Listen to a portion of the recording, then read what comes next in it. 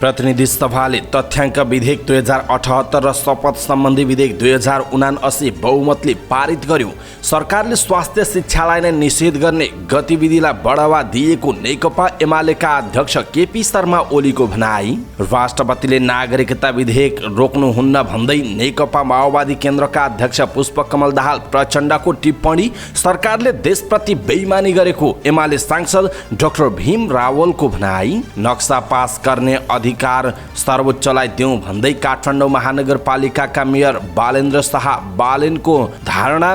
पुसको 17 गतेदेखि पोखरा अन्तर्राष्ट्रिय विमानस्थल सञ्चालन हुने संस्कृति पर्यटन तथा नागरिक उड्डयन मन्त्री जीवनराम श्रेष्ठको दावी। नेपाल सामु सैन्य युद्ध आतंकको खतरा बढेको नेकपा माओवादी केन्द्रका नेता देव गुरुङको टिप्पणी। प्रधानमन्त्रीलाई मन लाग्दैमा राष्ट्रिय गौरवको आयोजनामा योजनाहरू राखौं भन्न नहुने राष्ट्रिय सभाका अध्यक्ष गणेश प्रसाद तेमिलसेनाको भनाई। पुष्पकमल दाहालले दिएको अभिव्यक्तिले नेपाली जनताको शिर नेउरिएको सांसद खेमलाल भट्टराईको दावी। सरकारले राम्रो काम गर्दा पनि प्रतिपक्षले साथ नदिएको नेपाली कांग्रेसका सांसद जितेन्द्र नारायण देवको आरोप। देशको सीमा कति मिचियो भन्न सक्नुहुन्छ भन्दै नेकपा एकीकृत समाजवादीका नेता जगन्नाथ खतिवडाको सरकारलाई प्रश्न। सीमामा काँडेतार होइन हरेक नेपाली पर्खाल बन्न जरुरी रहेको कांग्रेसका केन्द्रीय सदस्य रामहरि खतिवडाको स्पष्टोक्ति। देशमा शिक्षा स्वास्थ्य र रोजगारीको अवस्था नाजुक रहेको प्रतिनिधि सभा सदस्य तेजुलाल चौधरीको ठहर। नेपालमा एकै दिन कोरोना संक्रमणबाट 3 जनाको मृत्यु, 868 जना नयाँ संक्रमित थपिए। विद्युत प्राधिकरणको नाफा 16 अर्ब, चुहावट नियन्त्रणबाटै जोगायो 2 अर्ब रुपैयाँ। सुनको सिक्री लुटेको आरोपमा काठमाडौँको टोखाबाट युवक पक्राउ। जनै पूर्णिमा र गाई जात्रा साउनको 27 गते नै मनाउन उपयुक्त हुने नेपाल पञ्चाङ्ग निर्णायक समितिको भनाई। सोमबार यता नेप्सेमा निरन्तर गिरावट, कारोबार रकम पनि घट्यो। हिमालय बैंक र अमेरिकन एक्सप्रेसको नयाँ कार्ड सञ्चालनमा सानिमा बैंकले IFC को $2 करोड ऋण भित्र आयो। केरला महिला लिगमा सावित्राले गरिन् एकै खेलमा 5 गोल। फिफा विश्वकप निर्धारित मितिभन्दा 1 दिन अघि सार्ने तयारी। र समाचार पार्टी हेल्थ टिप्स अन्तर्गत आज हामी हृदयाघात र प्यानिक अट्याक कसरी छुट्याउने भन्ने विषयवस्तुमा जानकारी दिनेछौँ। हामीलाई अन्तिमसम्म हेर्नुहोला। दर्शक महानुभाव नमस्कार। समाचार पार्टी.com को न्यूज बुलेटिनमा यहाँलाई हार्दिक स्वागत छ। म प्रहलाद चन्द्र घिमिरे। आज मिति विक्रमसम्म 2079 साल साउनको 26 गते बिहीबार इस्वीसम्म सन् 2022 अगस्त 11 तारिक आज पूर्णिमा व्रत रहेको छ। दर्शक महानुभाव सदाको झैं आज पनि हामी उपस्थित भएका छौँ आजका महत्त्वपूर्ण समाचार, ब्रेकिङ न्यूज अपडेटहरू अनि आज देशभर कहाँ के हुँदैछ तपाईलाई काम लाग्ने हेर्नै पर्ने महत्त्वपूर्ण खबरहरू लिएर उपस्थित भएका छौँ। हामीलाई अन्तिमसम्म हेर्नुहोला। हाम्रो मेहनतका लागि यो भिडियोमा एउटा लाइक अवश्य गर्नुहोला। दर्शक महानुभाव पलपलको न्यूज अपडेटका लागि तपाईँले अहिलेसम्म हामीलाई सब्स्क्राइब गर्नु भएको छैन भने कृपया सब्स्क्राइब गर्नुहोस् अनि नजिकै आउने बेल आइकनलाई क्लिक गर्नुहोला। दैनिक रूपमा हेर्नुहुन्छ भने रेगुलर भनेर लेख्नुहोला। आज पहिलोचोटि हेर्दै हुनुहुन्छ भने फर्स्ट टाइम भनेर लेखिदिनुहोला। देशभित्र हुनुहुन्छ भने आफू रहेको गाउँ ठाउँ सहर जिल्लाको नाम लेख्नुहोला। विदेशमा हुनुहुन्छ भने कुन देशबाट हेरिरहनु भएको छ त्यो कुरा तलको कमेन्ट बक्समा कमेन्ट गरिदिनुहोला। आउनुहोस् दर्शक महानुभाव आजका महत्त्वपूर्ण समाचार सुरु गरौँ प्रतिनिधि सभा बैठकबाट 2 वटा विधेयक पारित भएको प्रसङ्गबाट। प्रतिनिधि सभाको बैठकले तथ्याङ्क विधेयक 2078 लाई बहुमतले पारित गरेको छ। प्रतिनिधि सभाको बुधबार बसेको बैठकले राष्ट्रिय सभाको सन्देश सहितको तथ्याङ्क विधेयक 2078 लाई बहुमतले पारित गरेको हो। त्यस्तै बैठकले राष्ट्रिय सभाको सन्देश सहितको शपथ सम्बन्धी विधेयक 2079 लाई पनि बहुमतले पारित गरेको छ। त्यसैगरी खानेपानी तथा सरसफाई विधेयक 2077 माथि राष्ट्रिय सभाबाट भएको संशोधनलाई पनि सर्वसम्मतिले स्वीकृत गरिएको जनाइएको छ। प्रमुख प्रतिपक्ष दल नेकपा एमालेका अध्यक्ष एवं पूर्व प्रधानमन्त्री केपी शर्मा ओलीले सरकारले स्वास्थ्य शिक्षालाई नै निषेध गर्ने गतिविधिलाई बढावा दिइरहेको आरोप लगाउनुभयो। स्वास्थ्य शिक्षा, मेडिकल शिक्षा र उपचार गर्ने अस्पतालहरूको हब बन्नका लागि उपयोगी रहेको मुलुकमा स्वास्थ्य शिक्षालाई निषेध गर्ने काम सरकारबाट भइरहेको अध्यक्ष ओलीको भनाइ छ। काठमाडौँमा आयोजित कृषि वैज्ञानिकहरूसँगको अन्तर्क्रिया कार्यक्रममा बोल्दै उहाँले कृषिको उपज बढाउनका लागि प्रविधिको प्रयोगमा जोड दिनुपर्ने आवश्यकता ल्याउनुभयो। कृषि क्षेत्रको उत्पादन र उत्पादकत्व वृद्धि गरी मुलुकमा आत्मनिर्भर अर्थतन्त्र निर्माण गर्नुपर्ने उल्लेख गर्दै अध्यक्ष ओलीले त्यसका लागि कृषि बजारको अभाव भनी नेपालमा नभएको दाबी गर्नुभएको छ। नेकपा माओवादी केन्द्रका अध्यक्ष पुष्पकमल दाहाल प्रचण्डले नागरिकता विधेयक प्रमाणीकरण गर्न राष्ट्रपतिले रोक्न नहुने बताउनुभयो। 5 दिने जापान भ्रमणबाट नेपाल फर्कने क्रममा त्रिभुवन अन्तर्राष्ट्रिय विमानस्थलमा सञ्चारकर्मीहरूसँग कुराकानी गर्दै अध्यक्ष दाहालले नागरिकता विधेयक प्रमाणीकरण गर्न राष्ट्रपति विद्यादेवी भण्डारीले रोक्न नहुने बताउनुभयो। उहाँले नागरिकता प्रमाणीकरणका लागि ढिलो गर्न नहुने पनि बताउनु भएको छ। नेकपा एमालेका नेता डाक्टर भीम रावलले सरकार संविधानमा उल्लेखित कानुनलाई बेवास्ता गरेर देशप्रति बेइमानी गर्न लागि परेको बताउनुभयो। नेपाली पुरुषसँग विवाह गर्ने महिलालाई तत्काल नागरिकता दिने कुरा नेपालको हितमा नरहेको उल्लेख गर्दै यो संविधान विपरीत भएको बताउनुभयो। बुधबार काठमाडौँमा नेपाली चलचित्र काँडे तारको बारेमा जानकारी दिन आयोजित कार्यक्रमलाई सम्बोधन गर्दै उहाँले हरेक देशमा विवाह हुने बित्तिकै कोही पनि विदेशी नागरिकलाई देशको नागरिकता दिने प्रावधान नरहेको र नागरिकता प्राप्तिका लागि केही समय कुर्नु स्थिति रहेको भन्दै नेपालले ल्याएको संशोधित नागरिकता विधेयकले देशकै नागरिकलाई अल्पमतमा पार्ने बताउनुभयो। उहाँले अनुहारको आधारमा नागरिकता रोक्न खोजेको भन्नेहरू देशलाई विखण्डन गर्ने तत्त्व भएको पनि बताउनु भएको छ। दर्शक महानुभाव, यसप्रति तपाईँको धारणा के छ? आफ्नो धारणा तलको कमेन्ट बक्समा कमेन्ट गर्नुहोला। नर्भिक अस्पतालले भाडामा लिएको सरकारी जग्गामा रहेको संरचना तत्काल नहटाउन सर्वोच्च अदालतले दिएको अल्पकालीन अन्तरिम आदेशप्रति काठमाडौँ महानगरपालिकाका मेयर बालेन शाहले असन्तुष्टि जनाउनु भएको छ। काठमाडौँ महानगरपालिकाले गत सोमबार 24 घण्टाभित्र उक्त संरचना हटाउन निर्देशन दिएको थियो भने मेयर बालेन शाहले आफै नर्भिक अस्पताल पुग्नु भएको थियो। त्यसपछि अस्पताल र काठमाडौँ महानगरका प्राविधिकले तोकेको समयमा संरचना भत्काउन सहमति गरेका थिए। तर काठमाडौँ महानगरपालिका विरुद्ध बुधबार नै नर्भिक अस्पतालले दिएको रिट बुधबार नै न्यायाधीश मनोज कुमार शर्माको इजलासमा सुनवाई भयो। उक्त इजलासले तत्काल संरचना नभत्काउन अल्पकालीन अन्तरिम आदेश दियो र आगामी सोमबार अन्तरिम आदेशका लागि दुवै पक्षलाई छलफलमा बोलाएको छ। अदालतको यो आदेश आए लगत्तै बालेनले आफ्नो फेसबुकमा लेख्नु भएको छ, नक्सा पास नगरी बनाएको संरचनाहरूलाई कारबाही गर्ने तथा नक्सा पास गर्ने अधिकार बरु संविधान नै संशोधन गरेर सर्वोच्च अदालतलाई दिने व्यवस्था गर्न हार्दिक अनुरोध गर्दछौँ भनेर लेख्नु भएको छ। दर्शक महानुभाव, यसप्रति तपाईँको धारणा के छ? आफ्नो धारणा तलको कमेन्ट बक्समा कमेन्ट गर्नुहोला। संस्कृति पर्यटन तथा नागरिक उड्डयन मन्त्री जीवनराम श्रेष्ठले पोखरा अन्तर्राष्ट्रिय विमानस्थल पुसको 17 गतेदेखि सञ्चालनमा ल्याउने बताउनुभयो। बुधबार समाजवादी प्रेस सङ्गठनले पोखरामा आयोजना गरेको पत्रकार सम्मेलनमा बोल्दै मन्त्री श्रेष्ठले नागरिक उड्डयन प्राधिकरणको सोमबारको बोर्ड बैठकले अङ्ग्रेजी नयाँ वर्ष जनवरी 1 तारिक अर्थात् पुस 17 गते सञ्चालनमा ल्याउने निर्णय गरेको बताउनुभयो। उहाँले विमानस्थल सञ्चालन गर्नुभन्दा पहिला रिठेपानी डाँडा कटान र ल्यान्डफिल साइट स्थानान्तरण अनिवार्य रूपमा गर्नुपर्ने देखिएको बताउनुभयो। मन्त्री श्रेष्ठले रिठेपानी डाँडा कटान तत्काल अगाडि बढाउने निर्णय भइसकेको बताउनुभयो। उहाँले पोखराको फोहोर व्यवस्थापन गर्ने स्थान ल्यान्डफिल साइट व्यवस्थापनमा पोखरा महानगरपालिकाले प्रतिबद्धता जनाएको उल्लेख गर्नुभयो। पर्यटन मन्त्री श्रेष्ठले अन्तर्राष्ट्रिय उडानका लागि एयर रोड मिलाउने अन्तर्राष्ट्रिय एयरलाइन्स कम्पनीसँग समन्वय गर्ने कुरा सँगसँगै अगाडि बढ्ने पनि बताउनु भएको छ। पोखराको ब्रान्डको रूपमा परिचित रहेको साहसिक प्याराग्लाइडिङ जोगाउन सकेसम्म उपाय खोजिने उहाँको भनाइरहेको छ। नेकपा माओवादी केन्द्रका नेता देव गुरुङले नेपाल सामु सैन्य युद्ध आतंकको खतरा रहेको बताउनुभयो। काठमाडौँमा नेपाली चलचित्र काँडे तारको बारेमा जानकारी दिन आयोजित कार्यक्रमलाई सम्बोधन गर्दै उहाँले यस्तो बताउनु भएको हो। उहाँले विश्व साम्राज्यवादले अहिले नेपाल सहित पूर्वी मुलुकमा इन्डो पेसिफिकको सम्झौता अगाडि सारेर सैन्य युद्ध मचाउन लागेको बताउनु भएको हो। नेता गुरुङले पश्चिममा नाटोलाई अगाडि बढाएर युक्रेनमा युद्ध मचाइरहेको उल्लेख गर्दै नेपाललाई सैन्य अड्डा र द्वन्द्वस्थल बनाउने खतरा रहेको दावी गर्नुभयो। उहाँले देशलाई सैन्य क्रीडास्थल बनाउने प्रक्रियाबाट जाँदा नेपाल कुनै दिन अफगानिस्तान र दोस्रो युक्रेनमा परिणत हुन सक्ने चेतावनी दिनुभयो। उहाँले नेपालमा विदेशीहरूको सैन्य बेस क्याम्प बनाएर गई नेपालको राष्ट्रिय अस्मिता समाप्त हुने भन्दै राष्ट्रिय स्वाधीनताको मुद्दामा सबै पार्टी र जनता एकसाथ हुनुपर्ने पनि बताउनु भएको छ।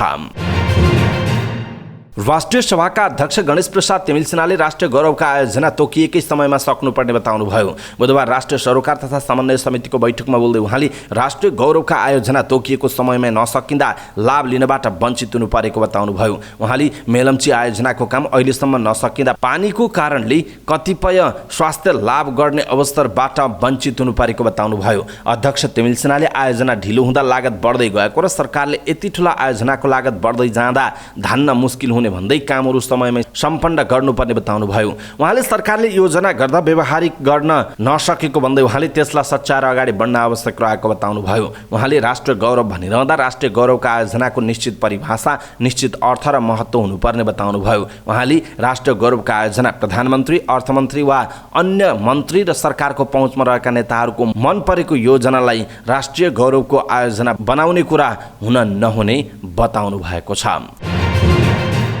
प्रमुख प्रतिपक्ष दल नेकपा एमालेका राष्ट्रिय सभा संसदीय दलका नेता खिमलाल भट्टराईले सत्तारूढ माओवादी केन्द्रका अध्यक्ष पुष्पकमल दाहालले जापान भ्रमणका क्रममा दिएको अभिव्यक्तिले नेपाल राष्ट्र र नेपाली जनताको शिर निहुरिएको टिप्पणी गर्नुभयो। नेपालमा एक पटक पनि नआउनुभएका तत्कालीन प्रधानमन्त्री सिन्जो आबे नेपालमा आएको बेला दुई तीन पटक दुई मुलुकको हितको विषयमा कुरा भएको भनेर अध्यक्ष दाहालले जापानमा अभिव्यक्ति दिएको भन्दै नेता भट्टराईले त्यसले सिङ्गो मुलुकको शिर निहुर्याएको बताउनु भएको हो।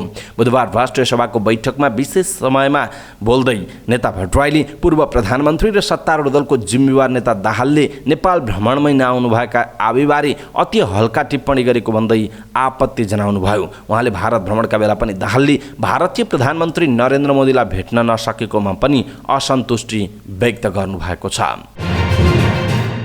सत्तारूढ दल नेपाली कांग्रेसका सांसद जितेन्द्र नारायण देवले सरकारले राम्रो काम गर्दा पनि प्रमुख प्रतिपक्ष दल नेकपा एमालेले साथ नदिएको गुनासो गर्नुभयो। राष्ट्रिय सभाको बैठकमा विशेष समयमा बोल्दै पूर्व मन्त्री समेत रहनुभएका सांसद देवले निष्पक्ष ढङ्गले स्थानीय तह निर्वाचन सम्पन्न हुनु, महिला हिंसा विरुद्धको ऐन संशोधन हुनु, प्रतिनिधि सभा र प्रदेश सभा निर्वाचनको मिति घोषणा हुनु, नागरिकता सम्बन्धी ऐन संशोधन हुनु सरकारको ऐतिहासिक काम भएको भए पनि एमालेले साथ नदिएको बताउनुभयो। उहाँले एमालेलाई सरकारप्रति नकारात्मक भाव मात्रै अगाडि नबढ्न पनि पटक पटक आग्रह गर्नुभयो। लोकतन्त्रमा प्रतिपक्ष दल भनेको रचनात्मक हुनुपर्ने उल्लेख गर्दै सांसद देवले सकारात्मक सोच लिएर आउन पनि प्रमुख प्रतिपक्ष दल नेकपा एमालेलाई उहाँले आग्रह गर्नुभयो।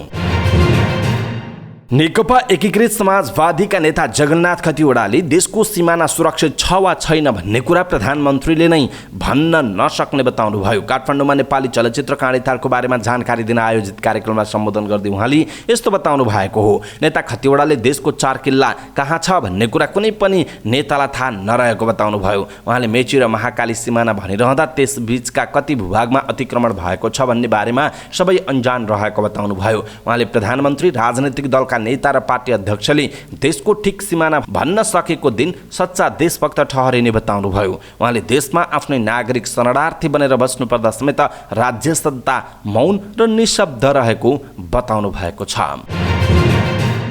नेपाली कांग्रेसका केन्द्रीय सदस्य रामरी खतिवडाले देशको सिमानामा पर्खाल र काँडेतार नभई भावनाको काँडेतार लगाउन आवश्यक रहेको बताउनु भएको छ। उहाँले सरकार नेपालको 1 इन्च भूमि पनि कसैले प्रयोग गर्नु हुँदैन भन्ने पक्षमा रहेको बताउनुभयो। नेता खतिवडाले नेपाललाई मेची महाकाली काँडेतार लगाएर घेर्ने भन्दा सबै नेपाली नागरिक प्रत्येक ठाउँमा काँडेतार बनेर उभिनुपर्ने बताउनुभयो। प्रतिनिधि सभा सदस्य तेजुलाल चौधरीले देशमा शिक्षा, स्वास्थ्य र रोजगारीको अवस्था नाजुक रहेको भन्दै सरकारको ध्यान आकर्षण गराउनुभयो। बुधबारको प्रतिनिधि सभा बैठकमा शून्य समयमा बोल्दै सांसद चौधरीले देशमा स्वास्थ्य, शिक्षा, रोजगारीको अवस्था नाजुक अवस्थामा पुगेको बताउनु भएको हो। उहाँले बालबालिकाले गुणस्तरीय शिक्षा लिन नपाएको तथा बालबालिका कुपोषणको शिकार भइराखेको भन्दै सरकारको ध्यान आकर्षण गराउनुभयो। उहाँले कक्षा 1 मा भर्ना भएदेखि एसईई परीक्षासम्ममा 6 लाख विद्यार्थीहरू हराइरहेको भन्दै त्यसतर्फ पनि सरकार गम्भीर हुनुपर्ने बताउनु भएको छ। गएको 24 घण्टामा नेपालमा कोरोना संक्रमणबाट 3 जनाको मृत्यु भएको छ भने थप 868 जना संक्रमित भएका छन्। स्वास्थ्य तथा जनसङ्ख्या मन्त्रालयका अनुसार 6705 जनाको परीक्षणमा 868 जनामा संक्रमण पुष्टि भएको हो। स्वास्थ्य मन्त्रालयका अनुसार 3614 जनाको पीसीआर परीक्षण गर्दा 496 जना र 3091 जनाको एन्टिजेन परीक्षण गर्दा 372 जनामा संक्रमण देखिएको मन्त्रालयको भनाइ छ। यस्तै बुधबार कोरोनाका सक्रिय संक्रमितको संख्या 8850 पुगेको छ। गएको 24 घण्टामा 414 जना संक्रमण मुक्त भएका छन्, जसमध्ये 5671 जना होम आइसोलेसनमा रहेका छन् भने 214 जना संस्थागत आइसोलेसन र 64 जना आइसियुमा छन्। यस्तै 7 जनाको भेन्टिलेटरमा राखेर उपचार भइरहेको मन्त्रालयले जनाएको छ। बुधबार थपिएका सँगै नेपालमा कोरोना संक्रमितको कुल संख्या 11,37,630 पुगेको छ। यस्तै 10 वर्ष मुनिका 6 जना बालबालिकामा कोरोना संक्रमण देखिएको छ भने 11 देखि 20 वर्ष उमेर समूहका 30 जनामा कोरोना संक्रमित भएको स्वास्थ्य तथा जनसङ्ख्या मन्त्रालयले जनाएको छ। नेपाल विद्युत प्राधिकरणले आर्थिक वर्ष 2077-78 वार्षिक नाफा 16 अर्ब 9 करोड रुपैयाँ पुगेको छ। गत वर्ष 164% नाफा बढेको प्राधिकरणको अनुमान छ। आर्थिक वर्ष 2077-78 6 अर्ब 10 करोड खुद नाफा भएको थियो। प्राधिकरणको आर्थिक वर्ष 2078-79 को वित्तीय विवरण अपरिष्कृत अनुसार वार्षिक आम्दानी 1 खर्ब रुपैयाँ नाघेको प्राधिकरणका कार्यकारी निर्देशक कुलमान घिसिङले बताउनुभयो। यो सँगै सार्वजनिक संस्थानहरूमध्ये सबैभन्दा बढी आम्दानी नाफा आर्जन गर्ने संस्था प्राधिकरण बनेको छ। विद्युत आपूर्ति भरपर्दो र गुणस्तरीय हुँदै गएपछि यसको प्रत्यक्ष सकारात्मक प्रभाव प्राधिकरणको वित्तीय अवस्थामा परेको प्राधिकरणका कार्यकारी निर्देशक कुलमान घिसिङले बताउनु भएको छ। यसैबीच प्राविधिक तथा गैर प्राविधिक चुहावट नियन्त्रण गर्न सञ्चालन गरिएका अभियानबाट विद्युत चुहावट 15.38% मा झरेको प्राधिकरणले जनाएको छ। विद्युत प्रणालीमा आर्थिक वर्ष 2072-73 मा 25.78% चुहावट रहेकोमा त्यसपछिका वर्षहरूमा निरन्तर घटाएर 2076-77 मा 15.25% मा झारिएकोमा आर्थिक वर्ष 2077-78 मा भने बढेर 17.18% पुगेको थियो र विद्युत चुहावट नियन्त्रणबाटै 2 अर्ब रुपैयाँ जोगिएको प्राधिकरणले जनाएको छ। प्रहरीले सुनको सिक्री लुटेको आरोपमा एक युवकलाई टोखाबाट पक्राउ गरेको छ। पक्राउ पर्नेमा धरान उपमहानगरपालिका 11 घर भई हाल काठमाडौँ महानगरपालिका 16 बस्ने 26 वर्षीय ज्ञानेन्द्र सेन्चुरी रहेको जनाइएको छ। गत सोमबार दिउँसो सभा 2 बजे टोखा नगरपालिका 8 भुवनेश्वरी मन्दिर नजिक पैदल हिँडिरहेकी 61 वर्षीय महिलाको गलामा लगाएको सुनको सिक्री तानेर भाग्दै गरेको अवस्थामा प्रहरी प्रभाग नयाँ बास पार्कबाट खटिएको प्रहरीको टोलीले सेन्चुरीलाई पक्राउ गरेको हो। उनको साथबाट प्रहरीले सुनको सिक्री एक थान 2 टुक्रा भएको सुनको सिक्री एउटा बरामद गरेको जनाइएको छ। नेपाल पञ्चाङ्ग निर्णायक समितिले साउनको 27 गते शुक्रबार एकै दिन जनै पूर्णिमा, रक्षाबन्धन र गाई जात्रा मनाउन उपयुक्त हुने बताएको छ। शुक्रबार एकै दिन रक्षाबन्धन, जनै पूर्णिमा र गाई जात्रा परेकोमा विभिन्न टीका टिप्पणी भइरहेको भन्दै समितिले त्यसप्रति आफ्नो ध्यान आकर्षण भएको जनाएको छ। त्यस्ता टीका टिप्पणीबाट कुनै पनि भ्रममा नपर्न र कुनै सन्देह नराखी आफ्ना कृत्यहरू गर्न गराउन समितिले सबैलाई आग्रह गरेको छ। बिहिबार नै पूर्णिमा तिथि सुरु हुने भए पनि भद्रा पर्ने भएकाले त्यसको भोलिपल्ट शुक्रबार जनै पूर्णिमा तथा रक्षाबन्धन गर्न उचित हुने समितिले जनाएको छ। यसअघि 2070, 61, 55, 31, 30, 2024, 1994 सालमा पनि यसपालिको जस्तै तिथिको अवस्था परेको समितिले स्मरण गराएको छ। सोमबार यता शेयर बजारमा निरन्तर गिरावट आएको छ। साताको चौथो कारोबारको दिन बुधबार परिसूचक नेप्से 5.11 अङ्क 0.25% ले गिरावट हुँदा 2057.68 अङ्कमा बन्द भएको छ। नेप्सेसँगै अधिकांश उपसूचकमा गिरावट हुँदा कारोबार रकम पनि घटेको छ। बुधबार उत्पादनमूलक र लगानी उपसूचक बाहेक सबै उपसूचक घटेको छ। उत्पादनमूलक उपसूचक 0.5% र लगानी उपसूचक 0.69% ले बढेको छ। व्यापार उपसूचक सर्वाधिक 1.49% ले गिरावट हुँदा अरू उपसूचकहरूमा भने 1% भन्दा कमको गिरावट भएको छ। पछिल्लो समय लगातार 2 अर्ब नागिरहेको कारोबार रकम बुधबार 2 अर्बबाट तल झर्यो। मंगलबार 2 अर्ब 81 करोडको कारोबार भएको बजारमा बुधबार 46,40,844 किता शेयर किनबेच हुँदा 1 अर्ब 93 करोड 55,20,000 रुपैयाँको शेयर कारोबार भयो। जसमध्ये नागरिक लगानी कोषको सर्वाधिक 10 करोड 68,79,000 को कारोबार हुँदा शिवम सिमेन्टको 6 करोड 88,48,000 को कारोबार भएको छ। बुधबार बजारमा 182 कम्पनीको शेयर कारोबारमा आएकोमा 119 कम्पनीको शेयर मूल्य घटेको छ। त्यस्तै 56 कम्पनीको शेयर मूल्य वृद्धि हुँदा 7 कम्पनीको शेयर मूल्य पनि स्थिर रहेको छ। बुधबार कारोबार भएका मध्ये हिमालयन हाइड्रो पावरको शेयर मूल्य सर्वाधिक 9.97% ले वृद्धि भएर सकारात्मक सर्किट लेभलमा बन्द भएको छ। त्यस्तै युनिलिभर नेपालको शेयर मूल्य 4.30% ले वृद्धि भएको छ। यता मर्जरपछि एकीकृत कारोबार सुरु गरेको हिमालयन एभरेस्ट इन्स्योरेन्सको शेयर मूल्य 9.99% ले गिरावट भएर नकारात्मक सर्किट मूल्यमा बन्द हुँदा हिमालयन पावरको शेयर मूल्य 3.72% ले घटेको जनाइएको छ। हिमालयन बैंक र अमेरिकन एक्सप्रेसले नेपालमा 2वटा नयाँ एक्सप्रेस प्रिपेड कार्डको सेवा सुरु गरेको छ। बुधबार काठमाडौँमा पत्रकार सम्मेलन गरी हिमालयन बैंक र अमेरिकन एक्सप्रेसले नेपालमा ग्राहकहरूका लागि अमेरिकन एक्सप्रेस क्रेडिट कार्ड र Himalayan bank American express prepaid card गरी 2वटा नयाँ कार्डहरू सञ्चालनमा ल्याएको बताएको छ। सम्मेलनमा हिमालयन बैंकका प्रमुख कार्यकारी अधिकृत अशोक शमशेर राणाले अमेरिकन एक्सप्रेससँग हिमालयन बैंकको लामो समयदेखिको सम्बन्ध रहेको र विभिन्न वर्गका ग्राहकहरूलाई लक्षित गरी दुईवटा नयाँ कार्डहरू सञ्चालनमा ल्याएको बताउनुभयो। उहाँले दुईवटा कार्डहरूले विभिन्न मुलुक भ्रमण गर्ने स्थानीय ग्राहकहरूलाई सुविधा प्रदान गरी प्रत्येक कारोबारमा फाइदा प्रदान गर्ने बताउनु भएको छ। स्थानीय ब्याङ्कले अन्तर्राष्ट्रिय वित्त निगम IFC को 2 करोड अमेरिकी डलर बराबरको ऋण सहायता ल्याएको छ। बुधबार ब्याङ्कले काठमाडौँमा पत्रकार सम्मेलनको आयोजना गर्दै गत आर्थिक वर्षको अन्त्यसम्म ब्याङ्कले लघु साना तथा मझौला उद्योग MSMEs का लागि 2 करोड अमेरिकी डलर ऋण भित्राएको जानकारी दिएको हो। स्थानीय ब्याङ्कले अन्तर्राष्ट्रिय वित्त निगम IFC को सहायतामा 2 करोड अमेरिकी डलर ऋण मुलुकभित्र ल्याएको हो। पत्रकार सम्मेलनमा बोल्दै स्थानीय ब्याङ्कका प्रमुख कार्यकारी अधिकृत CEO निश्चल राज पाण्डेले अहिलेको तरलताको असहज परिस्थितिमा पनि IFC-बाट प्राप्त रकमले MSMEs सेक्टरमा कर्जा प्रवाह गर्न सहजता हुने बताउनुभयो। उहाँले IFC-सँगको सम्झौता अनुसार प्राप्त रकम लघु साना तथा मझौला प्रकृतिका व्यवसायमा ऋण प्रवाह गर्ने प्रतिबद्धता जनाउनु भएको छ।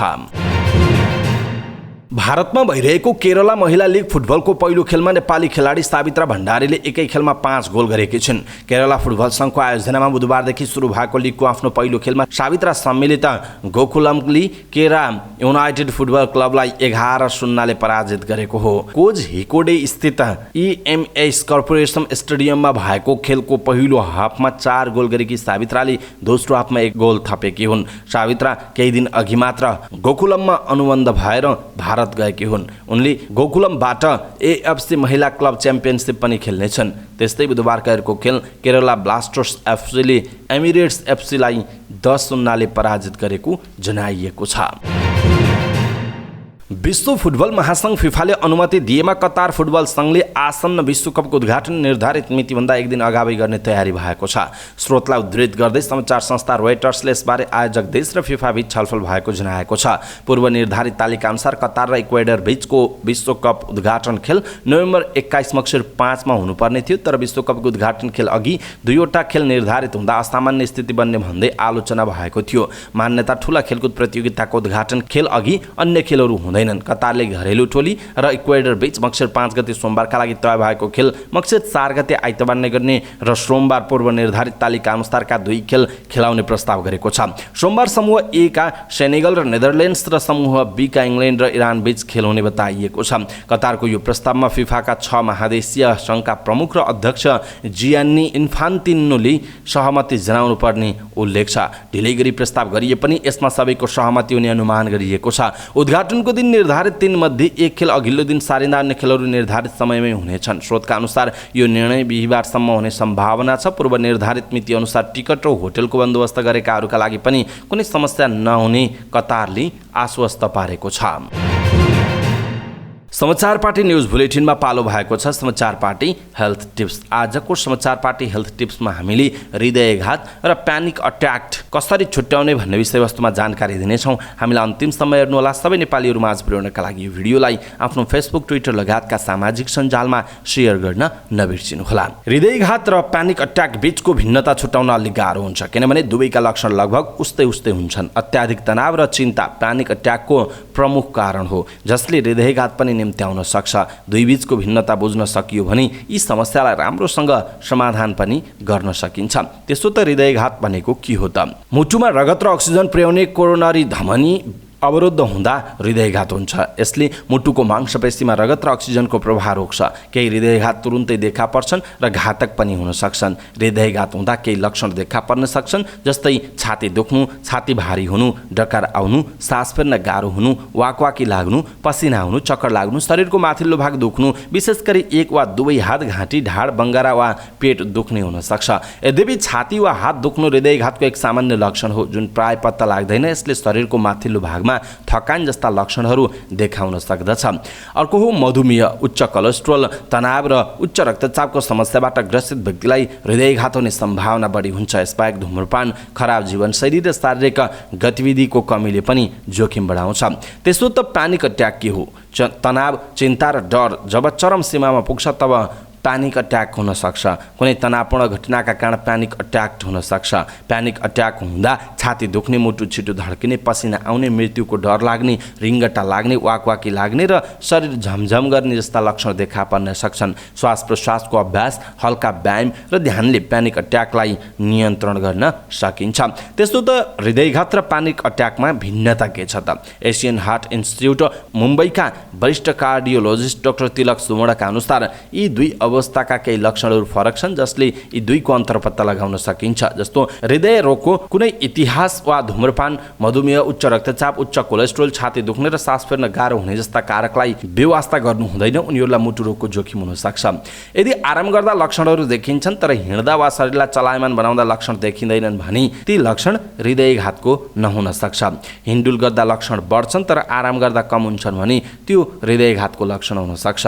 हृदयघातको शङ्का लागेमा इसिजी गराउनुपर्छ। इसिजी गरेर हेर्दा केही समस्या देखियो भने उपचार हुन्छ र हृदयघातबाट बच्न सकिन्छ।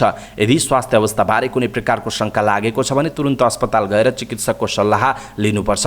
अचानक छाती दुख्ने समस्या भएर त्यो 3 मिनेटभन्दा बढी समयसम्म रहेमा तुरुन्तै अस्पताल गएर चिकित्सकको सल्लाह लिनुपर्छ। हृदयघातको अवस्थामा ढिलाइ घातक हुन सक्छ। बारम्बार प्यानिक अट्याक हुन्छ भने पनि उपचार गरिहाल्नुपर्छ किनकि प्यानिक अट्याकले पनि हृदयघातको जोखिम बढाउन सक्दछ। आज हामीले हृदयघात र प्यानिक अट्याक कसरी छुट्याउने भन्ने विषयवस्तुमा जानकारी दियौँ। तपाईँलाई कस्तो लाग्यो आफ्नो कुराहरू तलको कमेन्ट बक्समा कमेन्ट गर्नुहोला र सबै नेपाली माझ पुर्याउनका लागि यो भिडियोलाई सक्दो सेयर गर्न नबिर्सिनुहोला।